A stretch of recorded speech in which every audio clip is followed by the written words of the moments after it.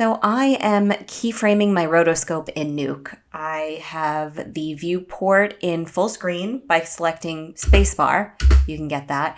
And I can see where my keyframes are selected by looking at the blue points in the timeline. And I can scan through them by going to these little forward and backward buttons here on the timeline. So if I just select this, I'm at the last one. So if I'm going backwards, I can start to see where I've keyframed.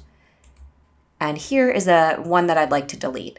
So how do I delete all of the keyframes at once for a rotoscope? Well, you make sure that your roto is selected. If it's not selected, go to this select button and then click on it, and you should see all the little points show up in yellow and the roto in red, and then just go up to the top left to this button, delete the current key. It's got a key and a minus sign.